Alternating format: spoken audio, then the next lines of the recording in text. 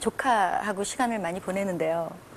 얼마 전에 그랬거든요. 언니의 아기가 있고요. 아, 네. 제 바로 밑에 동생의 아기가 있어요. 그래서 언니 아기는 2살, 동생 아기는 1살. 네, 예쁘겠다. 귀엽죠. 근데 그 언니하고 저하고 위아래층에 살거든요.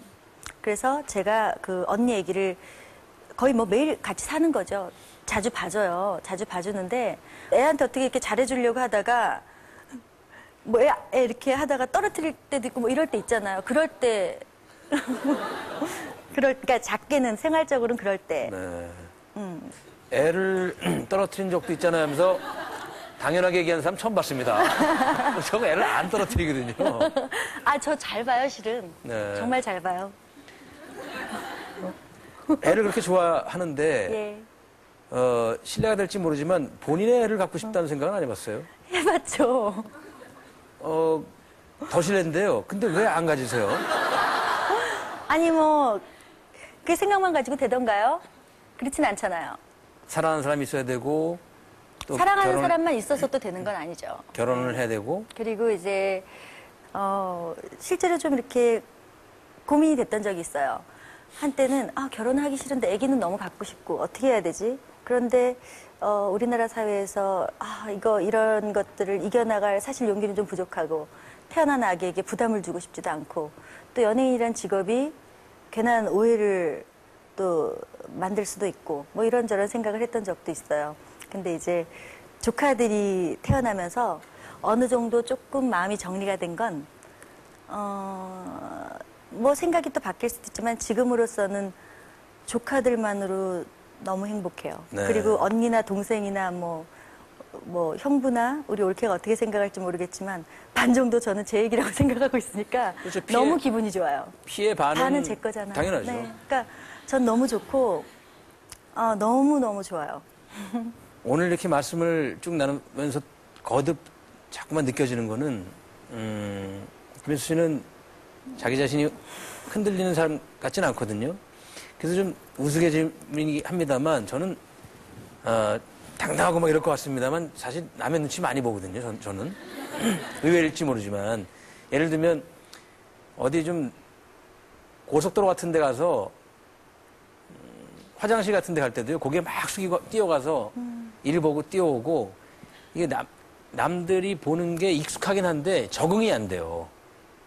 특히 밥 먹을 때는 누가 보고 있으면 막 불편하죠. 막 위가 소화가 안 돼가지고 정말 벽 보고 항상 먹고 이렇게 하거든요. 근데 김혜수 씨는 어때요? 그런 면에서 남의 시선을 좀 의식하는 편이에요? 의식을 전혀 안 하지는 않을 텐데요.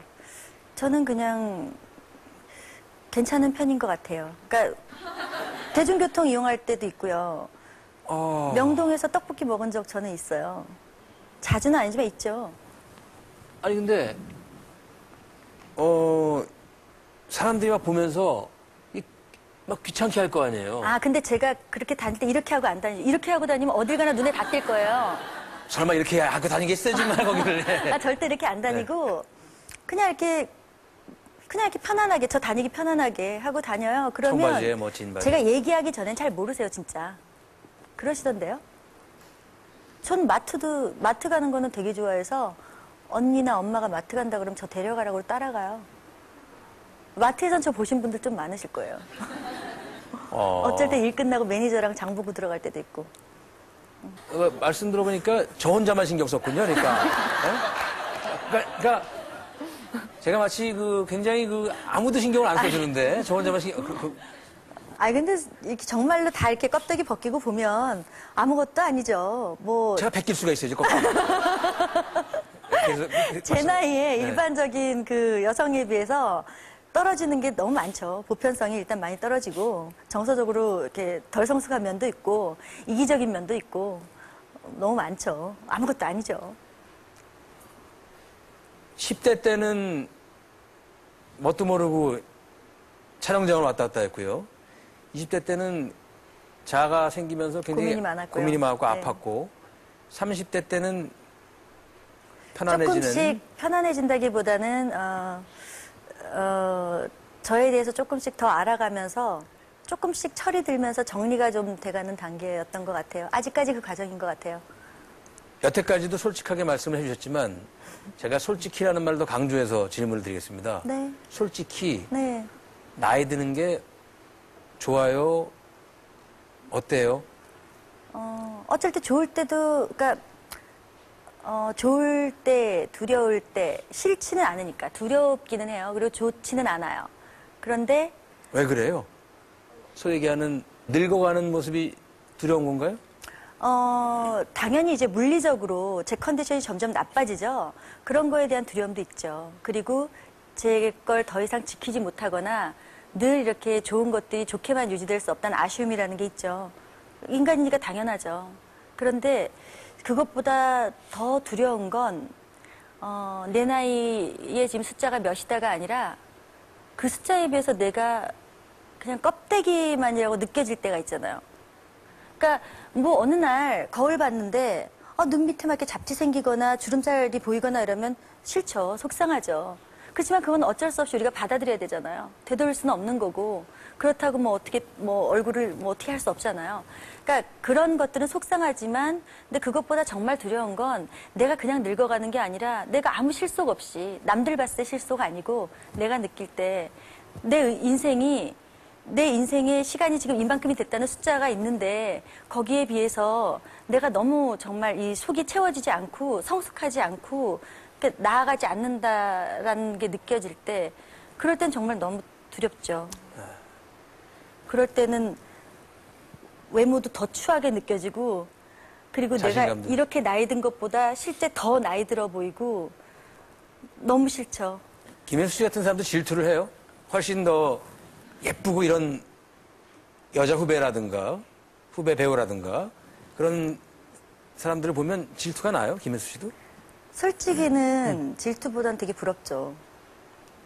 왜냐면 그 사람들이 어쩔 수가 없어요. 왜 우리가 뭐 꽃미남이란 말이 왜 생기겠어요? 얼짱 이런 말이 왜 생겨요? 그러니까 굉장히 세속적인 기준에서의 말이지만 그리고 어떤 의미에서 우리가 이 껍데기보다 속이 훨씬 중요하다는 걸 알지만 사람이라는 게 살면서 그렇지 않거든요. 이렇게 세속적인 아름다움이 현혹되잖아요. 그렇잖아요. 그러니까 내가 더 이상 가질 수 없는 것들을 한참 누리고 있을 때의 아름다움이라는 건 너무 부럽죠. 난 다시 돌아갈 수 없는 건데. 남자 배우한테는 나이가 들어가고 주름이 지는 것이 훈장일 수가 있잖아요. 일반론으로 얘기할 때. 근데 여자 배우들한테는 팽팽한 걸 원하고 그냥 젊은 것만 원하는 그런 시각이 바람직하지 않지만 현실적으로 있는 건 사실이잖아요. 그렇죠. 그럼 여배우로서 그런 중압감, 나이듦에 그리고 여배우는 나이 들고 주름지면 멋있을 수 없나요? 기미가 끼고 좀 그래도 좀 멋있을 수 있는 거 아닌가요? 어떻게 생각하세요? 왜 이렇게 박중훈 씨도 그런 생각을 해보셨던 적이 아마 있을 거예요. 오래 연기를 하셨으니까. 한때 박중훈이 뭐 영화계를 평정하고 영화계를 주름 잡는 것 같더니 요즘에 뭐 이렇게 헐리우드 가서 좀 뜸하더니 갔다 왔는데 영 아니야. 김혜수가 뭐 한때는 뭐 이렇게 뭐 로맨틱 코미디 나오고 뭐 잘 나가는 것 같더니 잠깐 쉬었다 나오는데 늙었어. 이런 거. 근데 아무리 훌륭한 배우도 10작품 다 훌륭할 수는 없어요. 절대 그럴 수가 없어요. 하지만 이제 배우는 절대 그 자리에 그냥 머물러 있으면 안 되거든요. 자기가 살아간 만큼을 늘 몸으로 표현해야 되는 사람이기 때문에 실제로 스크린이나 어떤 화면에서 보여지지 않을 때는 자기 삶을 치열하게 살아가야 하고 그게 이제 양분이 돼서 어떤 계기가 되면 정말 죽도록 표현을 하죠. 그런데 뭐 내가 조금밖에 열심히 안 했기 때문에